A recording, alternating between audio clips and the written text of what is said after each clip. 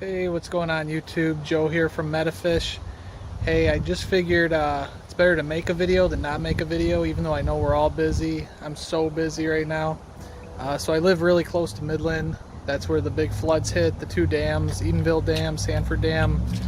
Went over its bank. It didn't. Got a little one over here helping with the video. But just been helping a few friends, and whole lot of stuff going on, but hey, it's all great. So I'm in the backyard right now. I wanted to show you guys my summer tubbing idea. Let's see if I can around. So this is my backyard. Worked pretty hard on it the last 5-6 years. Over here I had this set up. This is our outdoor tubbing pond. So this is a 100-gallon in-ground pond. All the water in these tubs has been set up for at least 5 weeks now. So just a little waterfall. There's a little pump in the bottom there with a cover over it so that little fry won't get sucked up. And then over here, this is another little waterfall feature. So this is just like 40 gallons. I threw pink gravel in here because I had it available, and I got some red Ludwigia starting to grow in there. So I just got a few stems of that planted, and then water sprayed on top. And all these maple buds, every day there's maple buds. So I live on Maple Street, as you can tell. Maple tree, that big one back there is a maple tree. My whole front yard is just packed with maple trees. So I'm gonna put some guppies and endlers over here. So I want to give a shout out to Greg Sage. I emailed him last week, and I haven't been able to reply yet. I've been so busy, but he gave me some awesome information on some live bears that I have. Some pretty rare ones, different goodeids, and kind of opened my eyes up to whether or not I really want to bring them outdoors into these tubs. So these are my 250-gallon low boys, and you've probably seen the pond. I still think this should be a 6,000-gallon fish tank, but it's not. So I got this opened up.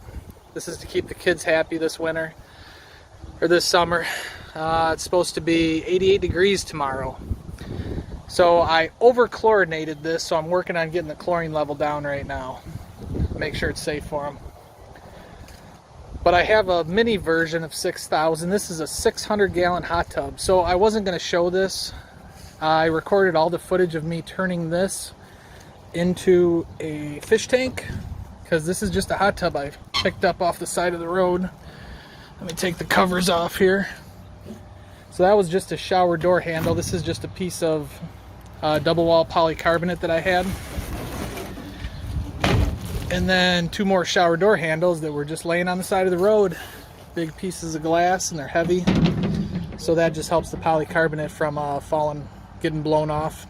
But this is ready to go. I got some hornwort in here, sponge filter. So what I ended up doing is just running an extension cord to one pump that I have. That's an air pump under there, and just a splitter valve for 3 different sponge filters. And that's hornwort up there. I'm going to put some more different plants in here as well. So spoiler alert, I was messing around with these things. These are solar powered air pumps. So solar panels right here, cords go up and around and up to these little air pumps up here, and they work great, except for me, they lose battery charge. The battery's not big enough. I don't know if you can see that. Battery's not big enough to last overnight.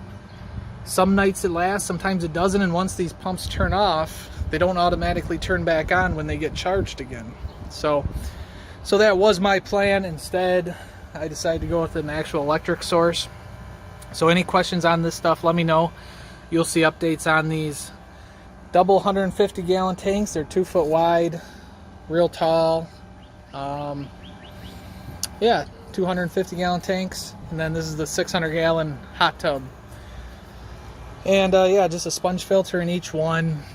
That's what I'm going to do this year at least. I know I probably don't even need a sponge filter. Nature will probably take care of itself, but depending on what I put in here, I just want to make sure everything's good, cycled, secure, and safe. and I think a sponge filter adds just a little level of security for that. So yeah, the water's getting a little bit tinted. Probably there was a few leaves in the bottom, scraped those out, but for the most part I just been leaving it. Water's probably about 67 degrees right now. It's a little cold. It's been cold the last 3 days here, so I'm hoping tomorrow I'm gonna add all the fish. And all right, I'm gonna cut over and show you guys the basement and all the cool stuff going on down there. Hey, what's going on? So here we are in the basement. I just want to say you guys are really awesome. Some of the comments, subscribers, people reaching out to me. I've even had 2 people reach out because they realized that I was from Midland just from watching these YouTube videos, making sure I was all right, staying safe. So I just want to say that's so awesome. You guys are the best. Appreciate all the support and everything, and can't wait to deliver you guys some really good fish. Every time I put stuff on eBay, it's selling out like crazy. I had 3 boxes in the mail 3 weeks ago, 4 boxes 2 weeks ago. The post office just isn't doing their job, so I took down all my eBay sales. I do have a little bit of a secret website up. People are already finding it and creating accounts, which is really super awesome, except I'm still struggling trying to find time to finish developing it. I mean, it's 95% complete. I want to shore up some of the listings, how to take care of some of the different fish, my observations with them, as well as I got to finalize the PayPal linkage. You can pay with credit card, with Stripe, things like that. But I don't want to ship fish right now anyway, so don't order fish for at least 2 weeks when you see this video. If this was just posted in the last 2 weeks, do me a favor, I'll probably still ship them. I'll contact you. But so the shipments, I had 2 that were 8 days they took. Those all survived. I had 1 that was 7 days. That was DOA. So that was my first DOA ever. Long story short, we ended up making it right.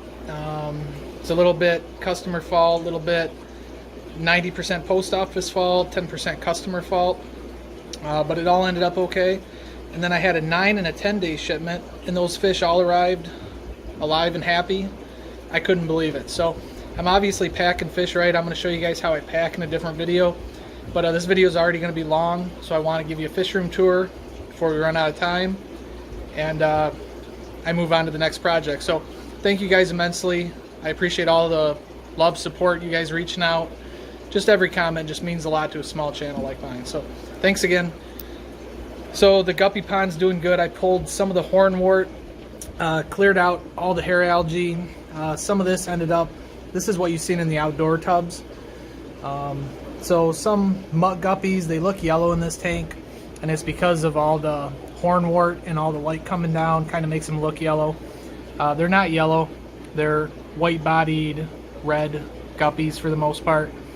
There's some really cool ones in here if you spent the time to look and kind of pick out individual ones. Doing good. And there's also a few white clouds in here.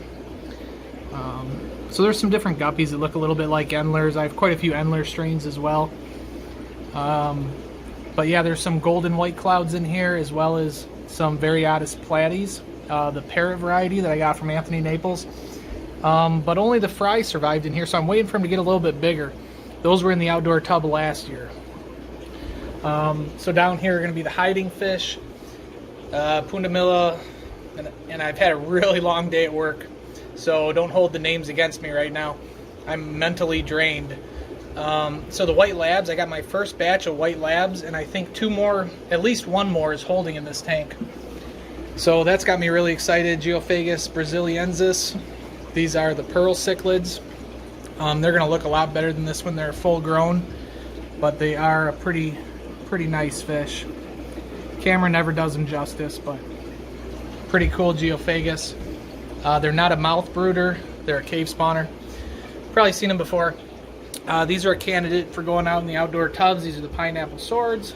The guppy grass is doing great in this tank. I might take a couple handfuls for outside. I'd love to have more guppy grass. Just increasing my plant amount is a goal of mine, but I can't put plants with these little guys. So I raised these ones from super small fry. just to kind of see what they turn out to be. So some of the OBs are starting to show some decent colors, blue dragon bloods and orange dragon bloods. These are the jumpers, and they're already breeding. You can see a couple mouthfuls in there. That would be a flameback, and that's the dominant male in the tank. This flameback right here. So he's about 2.5 inches. I got quite a few 2.5 inch juveniles that just jumped out of the tank. So these are the blue-tailed Goodyead. They're getting really settled in. They're not nearly as skittish as they used to be. There's only 4 of them in here. I don't think I asked Greg Sage about these, but I need to do a little bit more looking on these. Maybe I did. These are my black bar endlers. Just doing great. Tons of fry in the tank. They get a lot of baby brine shrimp. So I'm going through baby brine shrimp like it's going out of style. Minimum of 2 2-liter bottles every single day. I mark when they were put in, when I added the brine shrimp, and I just cycle through them. So this is the most current one. You can see all the baby brine bubbling in here. And this is a San Francisco Bay baby brine shrimp hatchery. I actually like it. It's a little bit more of a pain to clean and deal with just because you have to deal with the base and everything, but it's a pretty good setup for what you get. I'd recommend it. And then these are all homemade vinegar eels up there. The only thing I ever feed the vinegar eels to are the baby angelfish. Over here you won't be able to see them. Oh, maybe you will. Those are the Amica splendens, another Goodyead, one of the most common Goodyeads in the hobby, I believe, because they're pretty easy to keep. But there's only 3 fish in here, and they do chase each other. So I'm going to do something with these guys. I might test them outside, since how they're one of the most common Goodyeads that I do have. Just kind of give them more space, because it's 10-gallon tank for 3 fish, and I don't have a light over this tank. There's lots of things that I can improve on, that I need to improve on. Blue dolphins in this tank. Again, I just kind of set those up just to kind of give some more space. These would be the Apache peacocks. So I recently started stripping these again just because I'm so fascinated with what some of the males turn out to look like. We'll get to those. This is just kind of my mixed tank. We got Pundamilla nyrii in here. Lots of Pundamilla nyrii females, and then Interruptus. That's what this dark guy is. Beautiful fish. And for a Mbuna, they're really not that aggressive, in my honest opinion. I've sold them to another person who kept them with blue dolphins, and he is loving them. He's got tons of fry right now, so let me know if you're interested in Interruptus fry, know who to get them from. These are Tropheus. They're still doing just fine. These are my green Moragos. Starting to get a little bit more plump, except they are beating up on one of the little tykes, but it seems like they're always beating up on somebody. They're a beautiful fish, great to watch.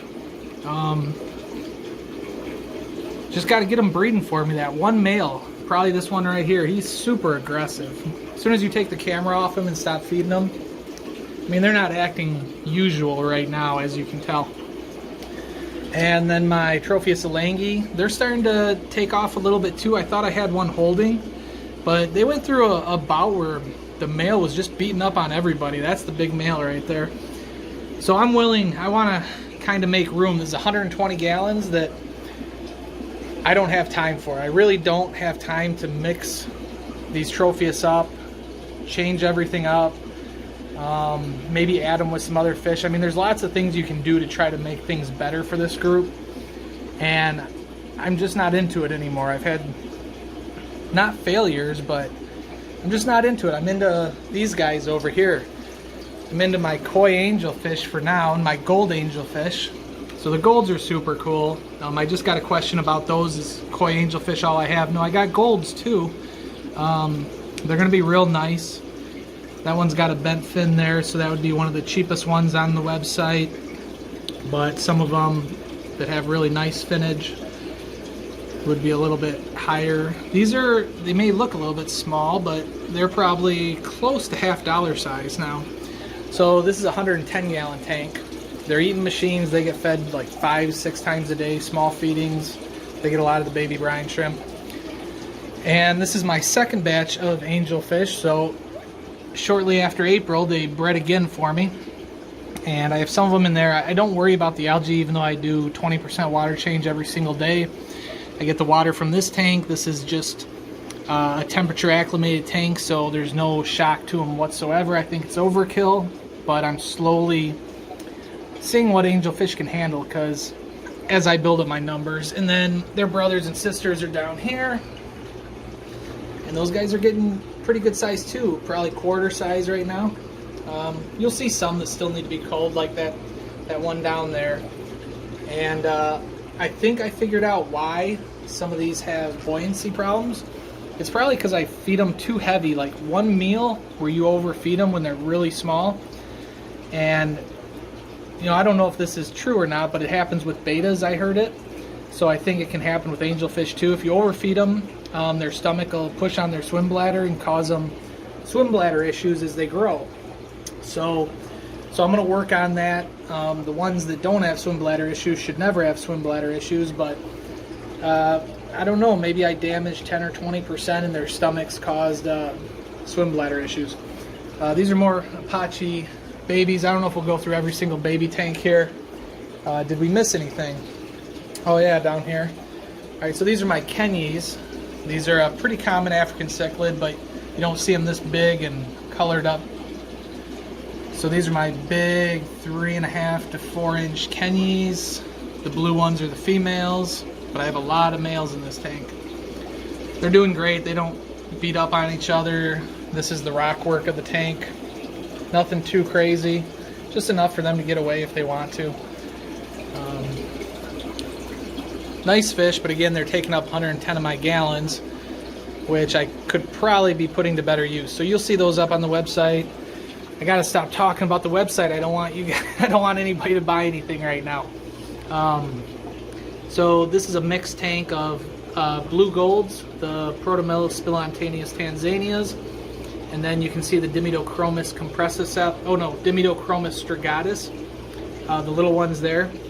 You should be able to tell the difference just by looking at them. The strigatus, Dimidochromis look a lot different, more pointed snout. Their eyeballs look totally different than the blue golds. So these are blue golds down here. And then these ones who are a little more excited are the strigatus.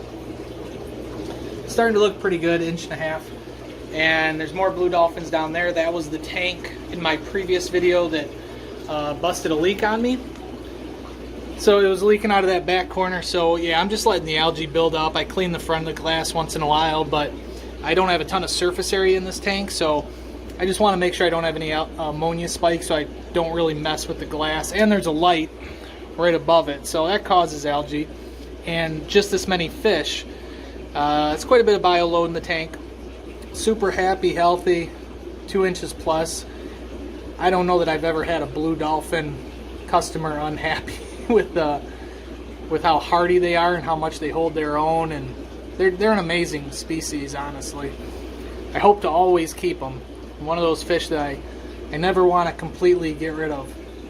But I have enough right now, which is good. So that is good, because something super sad. I lost my big male, my 10-inch blue dolphin male. So we'll go over these real quick. But yeah, my big male just died all of a sudden, I think from old age. And yeah, so no more blue dolphins on the horizon. I'll show you the tank. Yeah, I'm just letting algae build up on this. Multicolor Victorias, they're kind of skittish. I don't want to freak them out by cleaning the tank. There's no buildup of food or any issues. They're constantly getting fresh water. That's what's great about these breeder boxes. If I threw a pleco in there, they'd probably beat them up. So I'm not worried about the state of this tank. They're a smaller fish to begin with. They're already pretty close to full grown. There's not that many in there. I'm trying to justify this, but okay, I don't have room for them. I'll just say that. These are Christmas Fulus. If I could put them in a 10-gallon tank, I would right now. And then this is another thing I do. I'll show you real quick. So I got these breeder boxes. This is where I start the angelfish. and it doesn't take too long before I move them from the breeder boxes where they can more easily find food to the 10-gallon tank. But I keep the breeder boxes up because that's just more surface area. And then I keep some sponge filter and lava rocks in this one. So it's almost like a sump system hanging off the side of your tank. Something to think about. I think this tank, I don't think would ever have an ammonia spike, just because of the way I do things. And not that that's a big issue here anyways, but I finally put fish in here. These are Kyogre flamebacks. I don't want to dangle the camera over the tub too much, but they're in here growing out. That's a 20-gallon tub. It's also where I have some of the brine shrimp, salt. I add a pinch of baking soda to all my brine shrimp. So okay, one room done. And these are Tropheus chipimbis, doing great. Two of the females we're holding, and I am not going to try to take any of the fry from these guys. They're so small. I mean, they're probably 2.5, 3 inches. And they're pretty awesome. I'm going to feed them for you. Let's do that. Because this is what's really cool about Tropheus, is just their behavior. And one of my favorite groups down here, the Duboisii Maswas. They're neat. Alright, so let me grab some veggie flake here. So I just label it veggie when I mix up a different batch. Ooh, they see it. But they also see the camera, but they're being alright today. Usually they're a little skittish. So they do not like coming up to the top of the tank. But once they start going, they're fun to watch. They're fast. So I think there's right around 40 Tropheus chipimbi juveniles in this 90-gallon. And yeah, 2 of them were holding, so I was pretty excited about that. But I'm just going to let them spit, see if any fry survive. Keep letting them grow. I'm not going to mess with them, trying to catch the one female for now. I got too much other stuff going on. I will kind of go in order here. This is super exciting. My VC10, which I don't see the male right now, but they were breeding yesterday, so I'll try to splice in some of that footage. I caught them on camera doing their little dance. The male was finally starting to show some male colors, and caught them laying some eggs.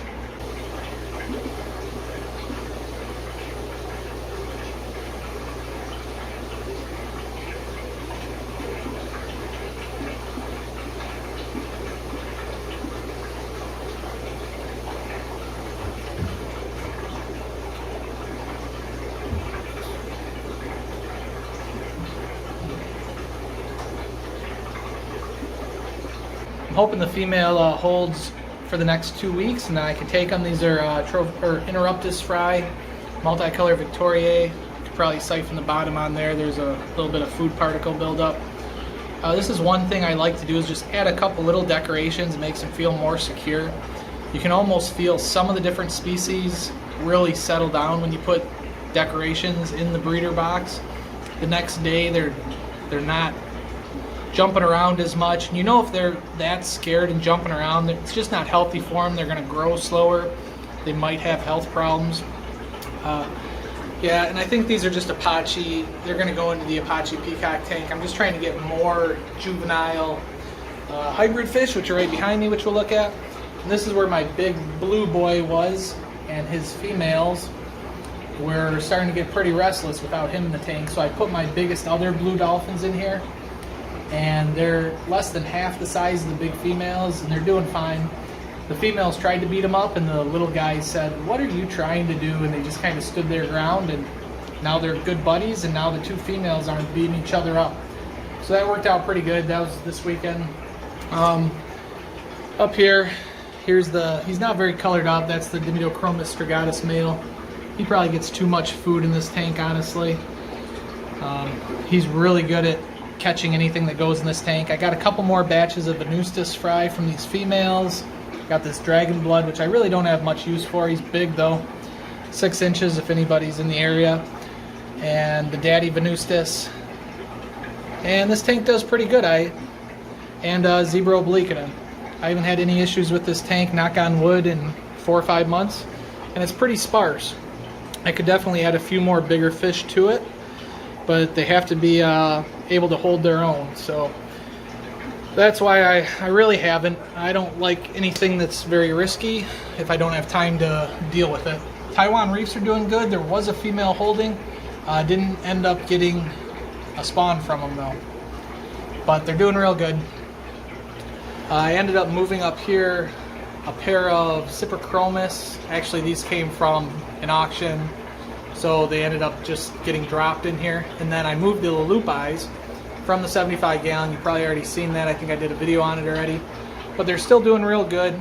I was hoping this is a female, but they're not showing any spawning behavior, trying to claim anything. They just eat good. They're doing good. They darkened up quite a bit when I put them in the tank, but they're starting to get yellow again, which is good.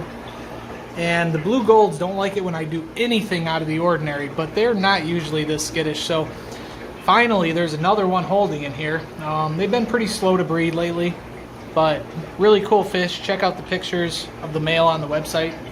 Pretty rare. This tank just gets a whole lot of light, I think. So I could clean the front of that glass, but it's really not hurting anything. I have 3 more Lulupis in here, and if any of the Lulupis are going to breed for me, it's going to be in this tank. They are starting to claim some territories, and they're all alone in here with some Crip and Java Fern, and they don't seem to mess with it. Seems good.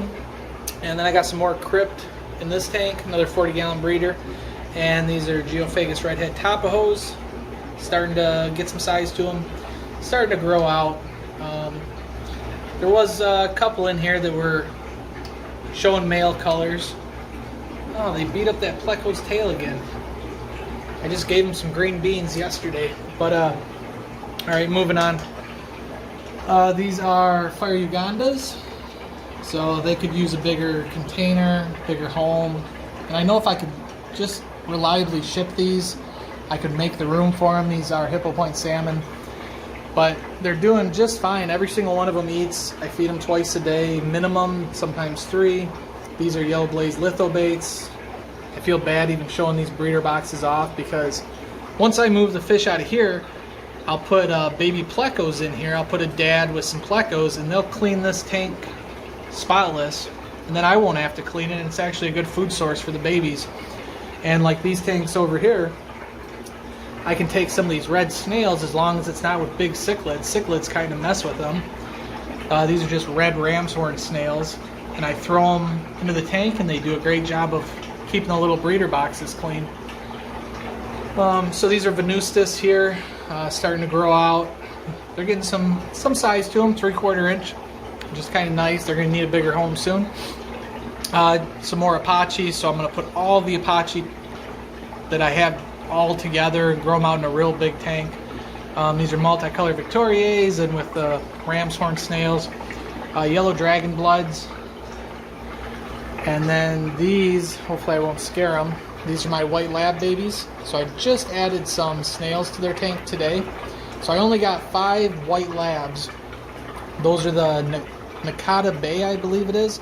There's only one collection point that has the white Labidochromis Mabuna species. Yeah, sorry the camera was a little fuzzy there. Multicolored Victorias. Multicolored Victorias are still in that breeder box.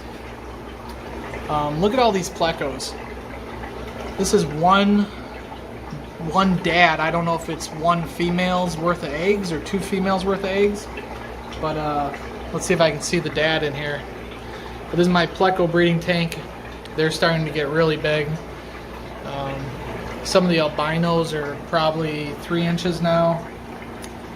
And all the fish that are in this tank, like that guy, they just jumped out of their breeder boxes, so I'm going to have to figure out what to do with them. That's a Geophagus right there, clear as day. Redhead Tapajo. And so yeah, these were from a calico male. So some of them look like they're going to be more of a brown, some of them are going to be a calico. And then this box, which that's just green beans from last night. They've already eaten the majority of them. Those are super reds. These are Eastern Happies, which I have quite a few. They're very prolific. So a couple different sizes here. These ones are 3/4 inch now. And snakeskin endlers, I sold, I don't know, probably 100 adults on eBay, and I had to take the listing off. Within 2 weeks I had sold out everything that I had available, basically, because I wanted to have enough to move out to a tub pond. So these are going to go outside somewhere, at least some of them. So I have 2 tanks of the snakeskin endlers, these yellow tuxedo guppies. I really like these. They actually almost have like a little laser pattern in the middle of them. They got a real nice sheen to them. I'll have to get some better pictures of them, but pretty cool yellow guppy. And these are the blue Moscows. They're doing all right. There's some fry in there, but I think, I mean, there's quite a few fry in there right now. You can see them hiding in the weeds. But I think there's some fry eaters in here too. So I have 2 tanks. I have another tank upstairs of the blue Moscows, but I want to put the blue Moscows outside too. That's the goal. These are the blue-red metallic guppies. Again, this line isn't fully set, but I really like the transformer type look. Like this guy, where is he? Right in the middle there. He is not what they're supposed to look like, but that's a cool guppy. So another thing I'm going to start doing is selling mixed male guppy bags, where I'll pick like maybe that guy, and I'll pick just some random. I'll pick a yellow and a blue, and maybe a snakeskin endler, maybe a Santa Maria endler, maybe a black bar endler. These Santa Maria endlers, I'm finally starting to get a few numbers to them, and I know this camera is not doing these fish justice whatsoever. Got so much glare on these tanks. But yeah, look at all the guppies in this tank. So this is where mixed bag would come from. For some of them at least, I'd pick 1 or 2 out of here. And they're really nice, actually. Let's see if I can zoom out a little. Maybe if I zoom out, it'll be a little clear. That's probably the problem. So these are the Eastern Happies that are one of the groups that is breeding. So I put the male back with the female on IFGA guppies. And I have these growing out upstairs. Of course, you're gonna go hide male. The male's the prettiest one, but he's pretty nice. And then these are little baby Venustus. Oh, they don't like the camera. I am gonna get some baby brine shrimp for them right after this. They've already been fed 2 or 3 times today, but they're gonna need a bigger box. This was emergency storage, so I'll probably move them over to this medium-sized breeder box. So for reference, this is a small, this is a medium, and then this is a large. So large is it's a whole half gallon. But it's not really the volume, it's just the tank space, because they're constantly getting fresh water from whatever tank they're hooked to. I hope none of these guys jump, because they're going to jump into hungry mouths on this tank.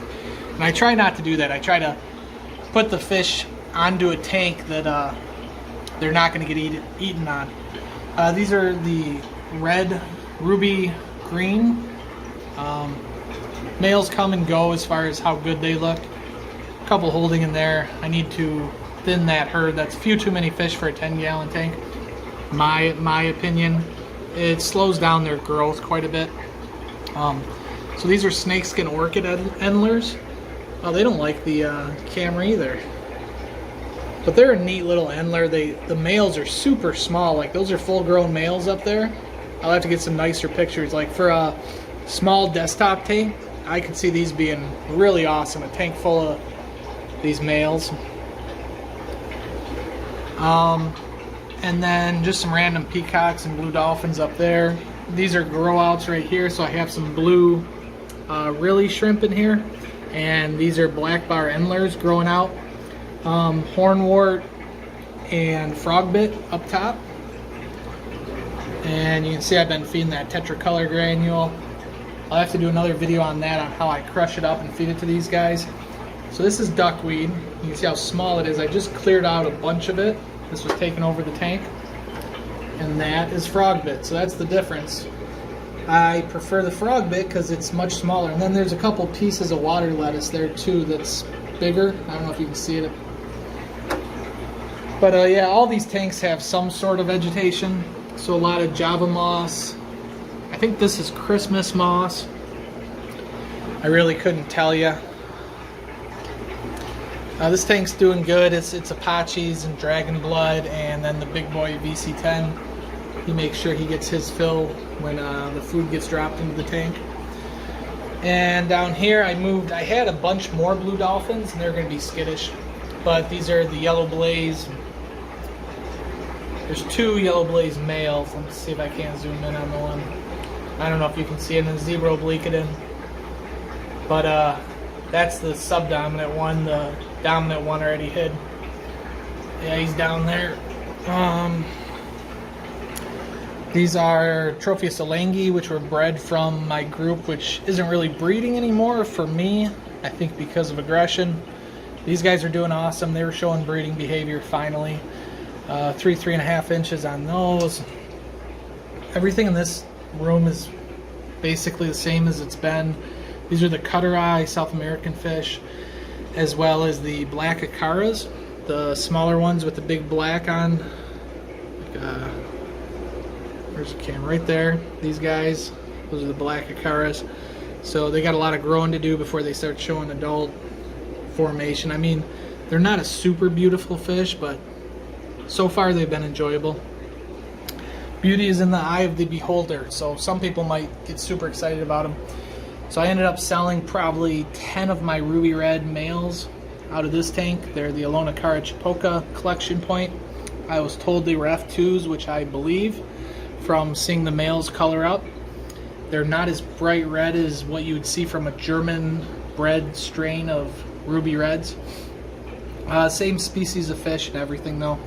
Neochromis omniceruleus are the calico ones, and according to Jason Redding, I probably shouldn't say people's full names, but what's up, Jason? I appreciate your information on these Neochromis. Yeah, so I don't think I have a male in here. I think I have a bunch of females, unfortunately, so that might be a fish I am looking to find a male for, because they are a beautiful fish. Like, I really enjoy them. But I could probably clean the algae on this tank, but I clean the box filters more than once a week, and it all gets tons of water. My water bill is outrageous. I could definitely clean this tank. These are the flamebacks, Kyogre flamebacks that you've seen before.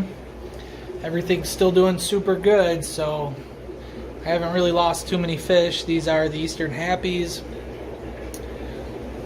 and these are the 3 breeders of the multicolored Victorias with the pleco in the tank. And they're super skittish because I only have 3 fish in there, is my belief. And the Hippo Point salmon, there's a nice colored up male right there. And these 2 koi angels are still doing good. They got a cleaning yesterday. Big pigs, and the older they get, the more I'm pretty certain I have 2 males. Look at the bumps on their head. So never got any fry out of these 2, but pretty sure they're 2 males that just tolerate each other in a 29-gallon tank. And you know, I started adding some different pieces of this driftwood. Shout out to Bo from the UP, man. This is one of his pieces, and I think it really helped the tank. I think the extra tannins and just the extra cover and stuff in the tank kind of makes angelfish feel a little better. So yeah, if you're having issues with them, maybe throw a piece of wood in there. I did it for the other ones over there, which I'll show you, and no issues with them either. But again, it's just my observation, just what I've noticed over time. So these are my breeders. That's a long fin calico bristlenose, and there's quite a few nice breeders in here. These are kind of my best ones. They're probably on eggs in a couple of these tubes, but these ones could probably use a cleaning, and I got a feeling I have at least 1 female holding in here. These are the Christmas Fulus. They're huge and could probably use something bigger than a 29-gallon, but they get lots of water changes, and there's only 5 fish in there. So I think they're doing all right. zebra obliquidins and white tip ACI. Apologize for all the glare, but the white tip ACI we're actually holding, and they're too small. I'm not going to strip them. I think that one right there could be holding, but they were definitely holding before, and I'm not going to mess with them when they're that small unless I really want the fry. These are more of the blue-green metallic guppies. Look at the size of this one. Isn't she a beast? It's like a 3.5, 4 inch. It's like a 3-inch guppy. She is just a beast. I think she eats a lot of her young because this tank doesn't have that many babies in it compared to this tank. And they both have quite a bit of Valsinaria. They're just packed with hornwort on top, or duckweed on top. I've already taken as much duckweed as I can out of this multiple times, and it just comes back. And hornwort and duckweed and hornwort on this one too. But yeah, more work to do there. And then these little 5-gallon tanks, this is nothing but, I should probably give it some light, just water Sprite and RODI water. So lower pH than my water, and the water Sprite's doing fine. I did have some different shrimp in there, and they didn't make it. And these are Bloody Mary shrimp. They're not doing amazing, but they're doing all right. I try not to change too much water in there because there's so many plants. But yeah, I got another tank of Bloody Mary shrimp, and these are the black rose shrimp. I need to clean this tank because it gets a lot of light. And these are the Geophagus redhead top hose, but every tank on this row gets automatic water, so don't let the algae fool you. These fish are very healthy and happy and growing. And these are Apaches mixed with VC10s, as well as Chilotilapia Uchillis. So let's see if we can't zoom in on those, because they're starting to finally get some size to them. And that's why I like the haps versus the peacocks, is because they're a lot easier to tell the difference. So the reason I put the Apaches in here with them was just because more fish makes them more social. These fish, you wouldn't have seen a single one before I put all the Apache peacocks in here. And now they're coming out making sure they're not going to miss anything. They're not going to miss food. So that's kind of what's nice about breeding your own fish. If you got a tank that's super skittish, if you add another species, like in a big group, it can really bring the other species out of its shell. So you can kind of see right in that bell there, that's a VC10, and on the side of it, those are those Chilotilapia Uchillis. And those are hap that are going to get pretty big from what I've researched, 10 inches-ish. And these are more Geophagus redhead tapajos growing up. These are the smallest ones that I have. And there's one, look at that guy. That is a, I'm going to call him a cyborg because that's what my wife nicknamed them. They're Lake Tanganyikan species that I'm breeding upstairs in a 20-gallon tank. These are going to not look very good, but these are the Bosemani from Lake Antinjo. Finally starting to put some size on. The males in the morning are finally starting to get that blue around the head. It has taken a long time. Rainbow fish are a slow grower for sure. And these are my Praecox rainbows. They've been really enjoyable. No issues with them. They got a little bit of water Sprite in their tank. And these Bosemani's, let's take a look. I got quite a bit of Java moss back there and a breeding mop. They basically have the whole back of the tank to get away if they want. And they always hang out in the front of this 29-gallon because they know this is where I feed them. But yeah, every one of these tanks I like to run double sponge filters. It's a single sponge filter usually, sometimes double, and then one of the Gemco box filters.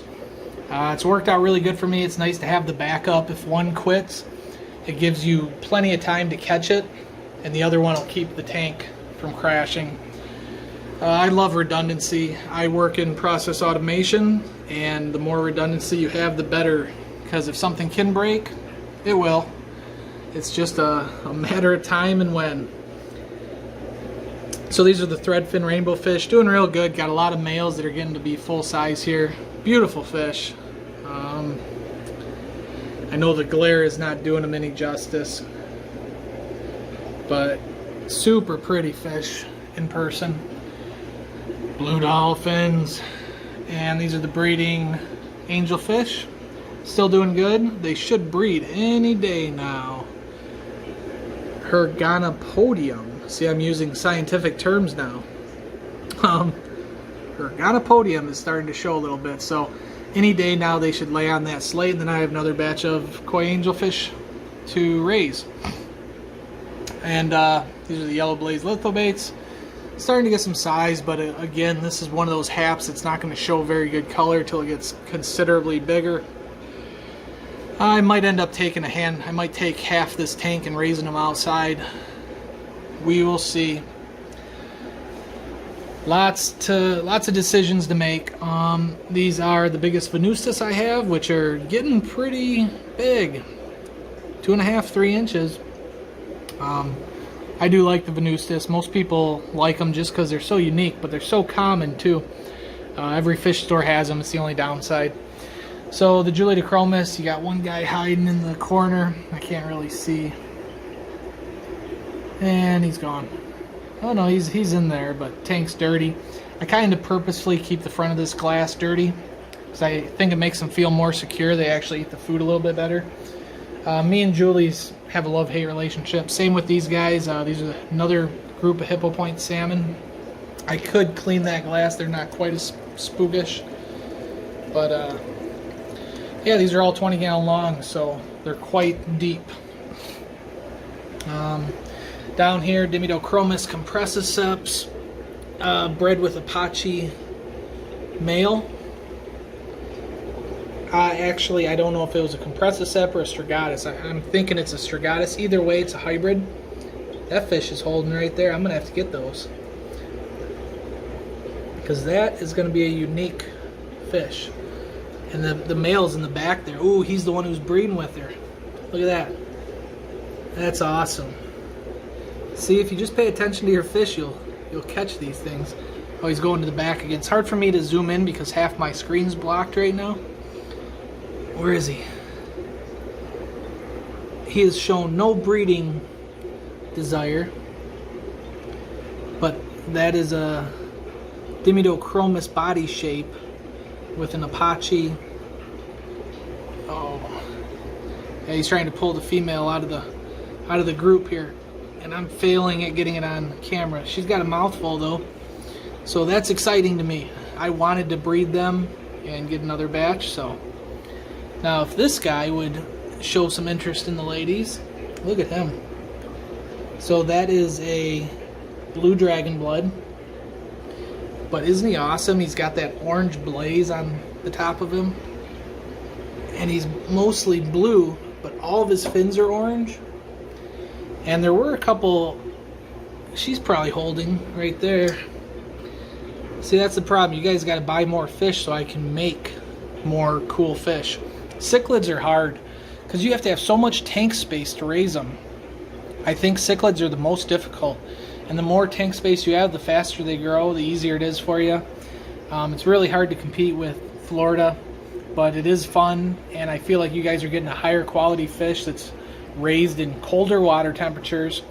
I mean, like these fish right here, it's taken me 8 months to grow them an inch, but they're in cold water and they're going to live longer, probably because of that. And I mean, he's probably 3.5 inches. Might not look it, but I guarantee he's 3.5. And he's just really cool. I'm looking at him in person, not in the camera, and all that glare just takes away from the shine of him. Anyways, I got to move on. This video is probably ridiculously long. Not too much else to see here. These are the fire Ugandas. I kind of let them spit last time the females were holding, just because I have too many and I can't really ship them enough. Of course, these ones are going to be skittish. Those are the Crebensis. Another great fish if you're looking for something like that. Don't be skittish, guys. These guys are finally coming out of their shell. These are the yellow calvus. So these are the one fish that if I could get any breeding behavior out of, there's still 6 of them. I've had 6 living and thriving and growing, and I think I have 2 males and 4 females, I think. But a couple of the females are super small, like this one right up here. She's just a little girl.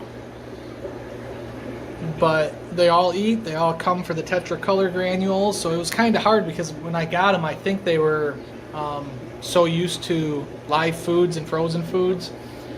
I ended up losing quite a few. I think I lost 10 total and was able to keep 6 alive. So my big male here, he's probably 3 inches now finally. And pretty soon now, with all those caves I got from plecocaves.com, I am hopeful that I'm going to get a spawn of these. That would be a milestone for my fish keeping career, and I know people want these. So what a really cool fish. They just look prehistoric, and these yellow variety are really cool too. So that would be a milestone for me, something I'm shooting to do. This guy's trying to get the ladies over here. This is one of the super red bristlenose. Let me know, does anybody know, do they get that red on top of their head when they're trying to breed? Because it kind of seems like they get a little red on their head when they're really fired up to about ready to breed and make babies. So I don't know if that's a thing, it's just something I've observed. But yeah, I'm sure there's more out there, but I'll save that for another video. Really appreciate it. Again, you guys are all awesome. Hold off a little longer. I can't wait to kick off the website in full force. And really, I just got some new boxes. I'm figuring out the best way for me to do shipping reliably. And yeah, lots more to come. Stay tuned. If you haven't already, like, comment, subscribe. It means the world to me. Very small channel right now. Thanks a lot. Talk to you next time.